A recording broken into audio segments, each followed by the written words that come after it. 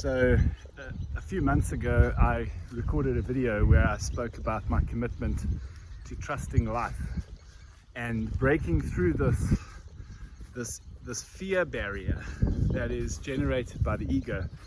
I used the analogy of the movie that Jim Carrey played in, where he was the only one. He was born into a massive big film set, and he was the only one that didn't know that this was just a movie, and he and everybody around him were just actors, and he was the only one who didn't know that.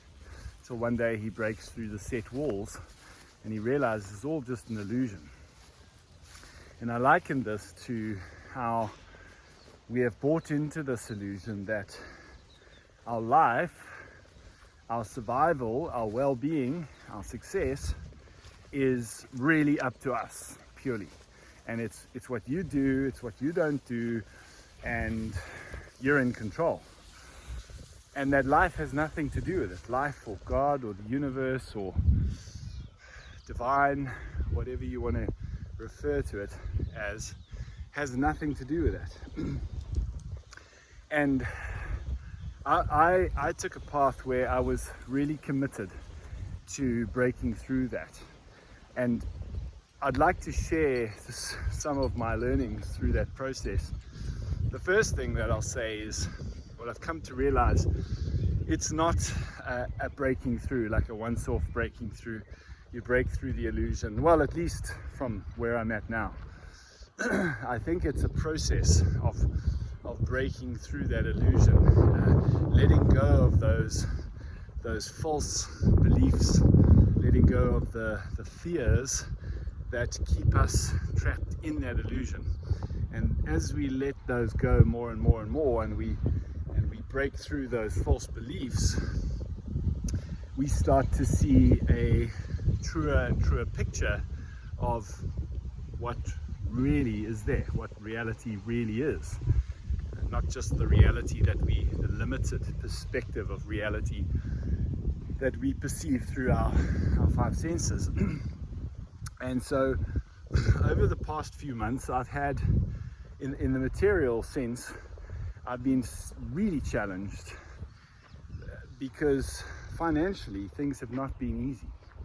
And there have been times where the fear has got so real. It's like, sure, I've got a wife, I've got 2 kids, and like if money doesn't come in now or very soon, like we're in trouble. And then I don't know where it's gonna come from. Like it was crazy at times.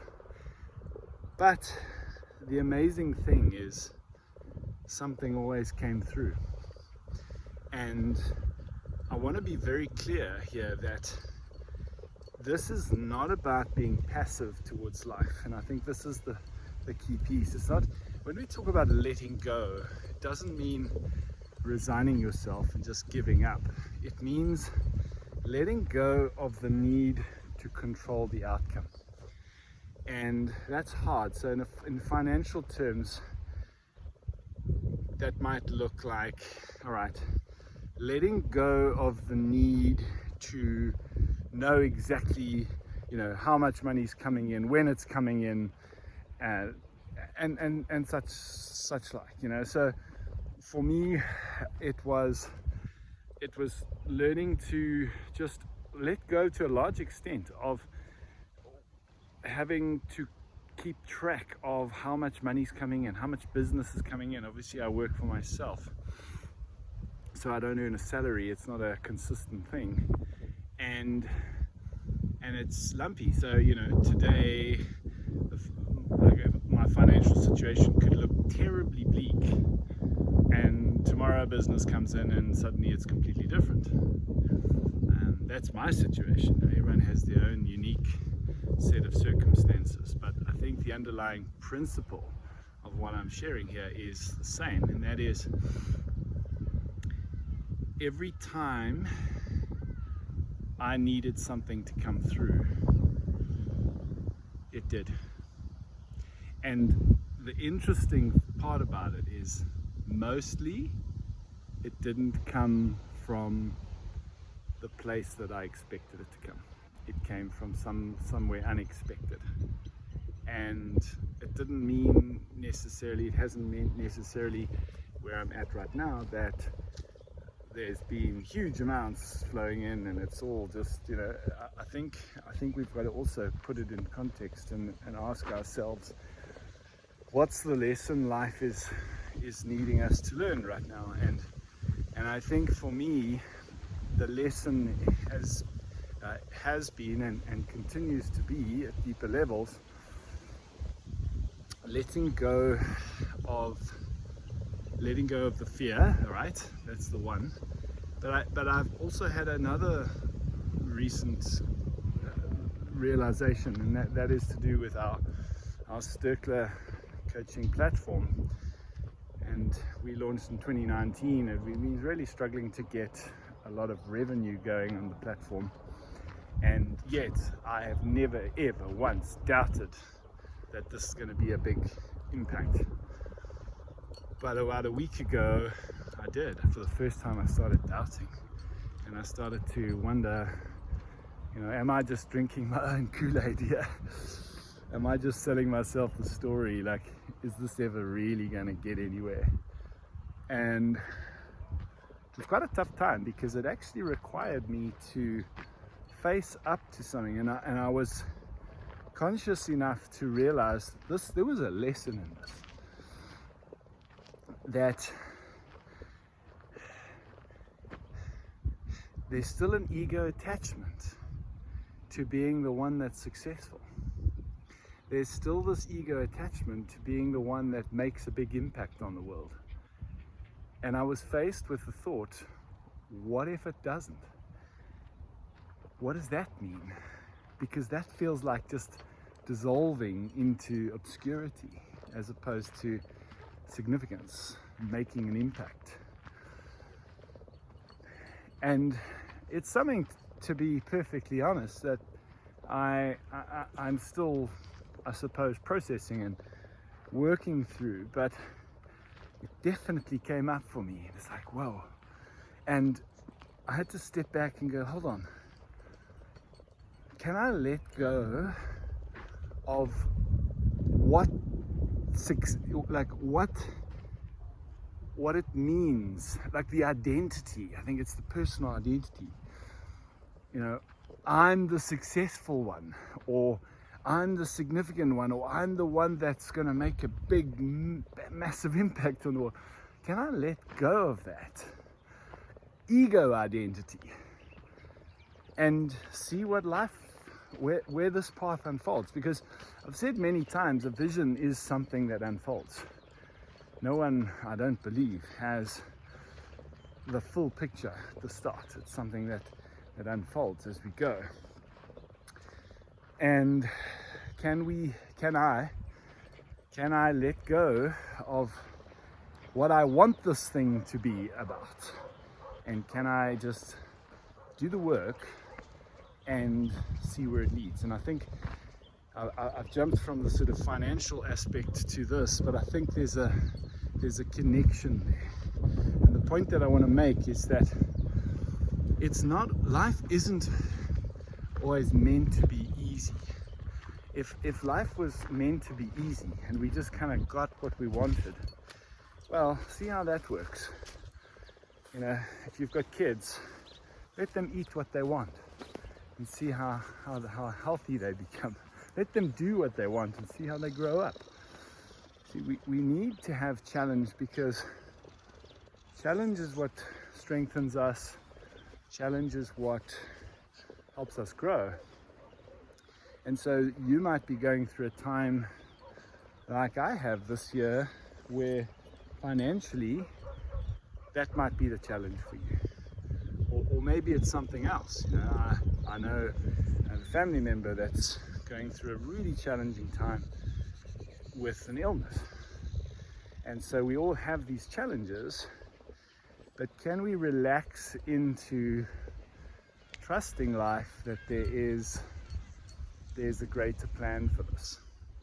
And I think it's also important to just kind of think think about that for a moment, because it's easy to go, yes, there's a greater plan, and therefore I can kind of just sit back and not do anything. I really want to emphasize that everything that I've been talking about in these videos is not about being passive.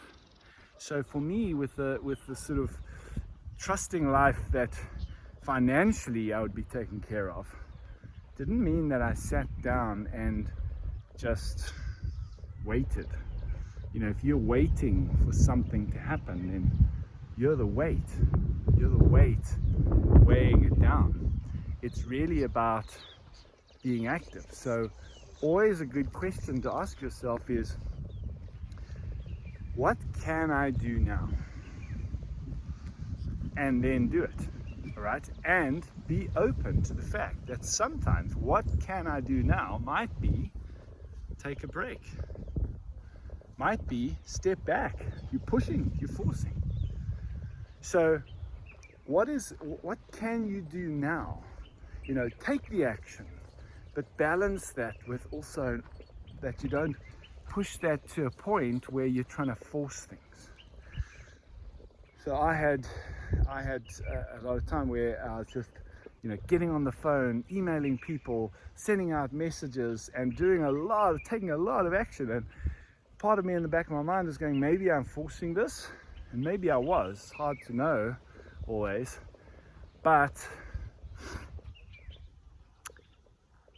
as long as you're staying, let's say, detached from an outcome.